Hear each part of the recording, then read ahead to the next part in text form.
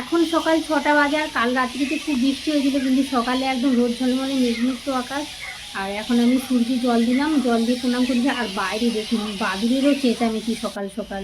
আর এই যে এখানে আমি ঠাকুরকে ফুল তুলসী সব ঠাকুরকে দিয়ে দিলাম, দিয়ে যে গোপুসোনাকেও জল তুলসী নকুলদানা দিয়ে দিয়েছি, দিয়ে যে জামা কাপড় কাচছিলাম সেগুলো দিয়ে দিয়েছি। আর জানেন তো, যখনই আমি ভয়েস দেবো এই বাদুড়ের আওয়াজ অবশ্যই আপনারা পাবেন, কারণ আমাদের পিছনের বাগানে প্রচুর বাদুড় রয়েছে, তাদেরই এই চেঁচামেচি আওয়াজ। নমস্কার বন্ধুরা, কেমন আছেন সবাই? গীতা লাইফস্টাইলের আরও একটি নতুন ব্লগে আপনাদের সবাইকে স্বাগত জানাই। আজ শুক্রবার, সকালে এখন 7টা বাজে। স্নান হয়ে গেছে, হয়ে পুজো টুজো সমস্ত কিছু কমপ্লিট। আর আজকে প্রচণ্ড রোদ বেরিয়েছে। কালকে যেমন রাত্রিতে বৃষ্টি হয়েছিল, কিন্তু আজকে সকাল সকাল রোদ বেরিয়ে গেছে। দেখুন বাইরে একদম ঝলমলে রোদ। আর অরিত্রী এই ঘরে শুয়েছিল, তারপরে উঠে নিচে পড়তে চলে গেছে। আর আমি এখন জানলাগুলো খুলে দিচ্ছি, কদিন বৃষ্টি হয়েছিল তো, তার জন্য ঘর দুয়ার যেন স্যাঁতস্যাঁত করছে। ওই জন্য তারপর নিচে যাব, গিয়ে রান্না করব, কারণ অরিত্রী স্কুলে যাবে। ও স্কুল থাকলে আমার সকালে মানে তাড়াতাড়ি কাজ সারতে হয়, কারণ ও তো দেরি হয়ে যাবে না হলে রান্না বান্না করতে। ও টিফিন করে দেবো, ও ভাত খেয়ে যাবে। যাচ্ছি, অরিত্রীকেও পড়তে বসে দিয়েছি, জানি না ওরা কী করছে এখনও। আর আজকে আপনাদের দাদা একসাথে জোড়া ইলিশ নিয়ে এসছে, 2টো ইলিশ মাছ নিয়েছে, চিংড়ি মাছ নিয়েছে। এই যে সব কাটবো, ধুবো, পরিষ্কার করবো। কারেন্টটাও নেই তার মধ্যে আজকে আবার। দেখি এই যে ফ্রিজে বাঁধাকপি রয়েছে, বাঁধাকপি হবে, মাছের মাথা দিয়ে বাঁধাকপি করবো। দেখি আর কী সবজি আছে, এটা বার করে নিই। কালকে দই বসিয়েছিলাম, ভালোই বসে গেছে দইটা।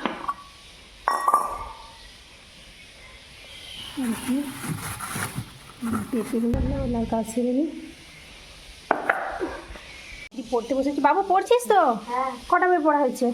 আবার ড্রয়িং খাতা খুলেছিস কেন? ড্রয়িং করছিলি নাকি? না না, ড্রয়িং খাতা ওখানে ছিল। কি বই পড়ছিস? পরিবেশ? হ্যাঁ, পরিবেশ। ওইগুলো কালকেরগুলো কমপ্লিট হয়ে গেছে, দাগ দিয়েগুলো? ঠিক আছে, তাদের পড়া হয়ে গেলে আমি ভাইকে তুলছি। ঠিক আছে, পড়া হয়ে গেলে আমাকে বলবে, আমি পড়া ধরবো। ঠিক আছে, ওকে পড়া। সেই বাবু, বাবু উঠে পড়ো, উঠে পড়ো।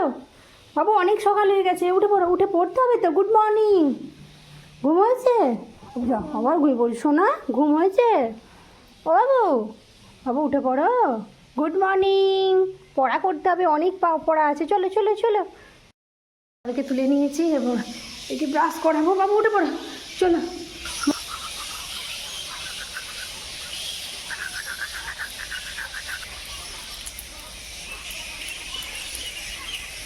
এই যে আবার আর আগে সকাল সকাল ডাক্তার বলছে, আর সেখান থেকে নিয়ে এসেছি জোড়া ইলিশ। এই দেখুন ইলিশগুলো সাইজটা খুব সুন্দর। আর দুটো করবো না, একটা করবো, আমাদের তো ফ্যামিলিতে মেম্বার কম। আর একটা ফ্রিজের মধ্যে রেখে দেবো। আর এই ইলিশটাকে দিয়ে আজকে ভাপা ইলিশ করবো, সর্ষে দই দিয়ে একদম দুর্দান্ত স্বাদে দেখাবো আপনাদেরকে। সেদিন এখন কেটে রেখে ভালো করে পরিষ্কার করে দেয়। ধুয়ে নিলাম, ধুয়ে কাটতে হবে। ধুয়ে আমাদের না যখনই মাছ নিয়ে আসে, ইলিশ মাছ, তখন আমি ধুয়েই কাটতে পছন্দ করি। আর ধুয়ে কাটলে না মানে এর স্বাদটা আরও বেশি ভালো থাকে।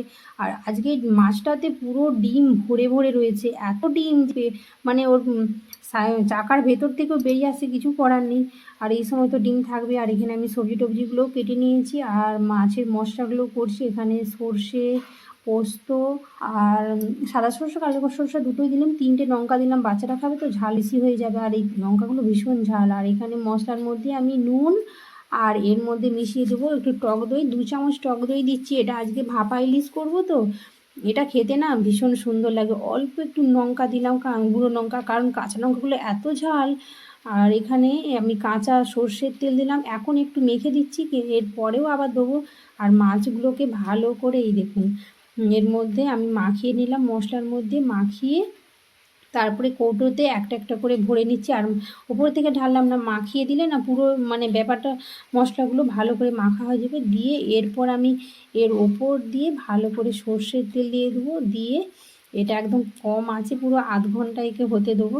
দেখুন এর ওপর থেকে 3টে কাঁচা চেরা লঙ্কা দিয়ে দিলাম, দিয়ে কড়াইয়ে জল বসিয়েছিলাম, দিয়ে এতে দিয়ে দিলাম। ব্যাস, এখন বাকি মাছগুলোও আমি ভেজে নেবো। আর ওদিকে আবার বৃষ্টি শুরু হয়ে গেছে, জামা কাপড় তুলতে হবে, যাই। একটু আগেই বললাম, আধ ঘন্টা আগে রোদ বেরিয়েছিল, আর এখন দেখুন প্রচণ্ড বৃষ্টি শুরু হয়ে গেছে। মানে এটাই হচ্ছে প্রকৃতির অপূর্ব রূপ। মানে বর্ষায় এক্ষুনি রোদ, আমার এক্ষুনি দেখুন না কি প্রচুর পরিমাণে ঝোড়ো হাওয়া দিচ্ছে। এই দেখুন, ইলিশ মাছের কিছুটা ডিম চাকার সাথে দিয়েছি, কিছুটা যে বেশি ছিল সেই ডিমগুলোকেই আমি একটু মানে ছোলা ছাতু দিয়ে ভালো করে ভেজে নিলাম। আর এখানে বাঁধাকপি দিয়ে মাছের মাথা দিয়ে হবে। এতে আমি আদা রসুন দিয়ে ভালো করে মশলা কষিয়ে নিয়ে তারপরে ভেজে রাখা আলু আর বাঁধাকপিটা আগেই একটু ভাপিয়ে জল গেলে ফেলে দিয়েছিলাম, এখনের তো একটু গন্ধ ছাড়বে ওই জন্য। তারপরে আমি যেহেতু মাছের মুড়োই দিয়ে দিলাম, কালকে তো শনিবার নিরামিষ। আর এই দেখুন আমার তা হয়ে গেল আমার বাঁধাকপি। আর এখন অরিত্রীকে খেতে দিচ্ছি, অরিত্রী স্কুলে যাবে, এখন তো 10টা 15 বাজে, 15 মিনিটের মধ্যে খাবে। আর এই দেখুন আমার ভাপা ইলিশটা কেমন হয়েছে, দারুণ না লাগছে। অরিত্রী তো দেখেই বলছে ওর এটা খুব ফেভারিট, বলছে মা আমাকে মশলা বেশি করে দেবে। ও বলছে তো ভীষণ সুন্দর। এই যে এখন ও স্কুলে যাচ্ছে, আর ওর সাথে ওকে ওর বাবা দিতে যাবে, আর গোপালও যাচ্ছে। চলুন আজকের ভিডিও আমি এখানেই শেষ করছি। সুস্থ থাকবেন, ভালো থাকবেন, টাটা।